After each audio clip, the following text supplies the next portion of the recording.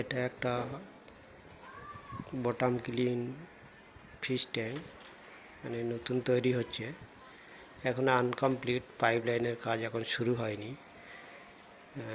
এর ভিতরে কোরিয়ার প্লাস্টিক কভার হবে। যখন কমপ্লিট ভিডিও আসবে আপলোড করে দেবো। এখন কাজটা আনকমপ্লিট আছে, কমপ্লিট ভিডিও খুব তাড়াতাড়ি আসবে, আপনাদের আপডেট দেবো।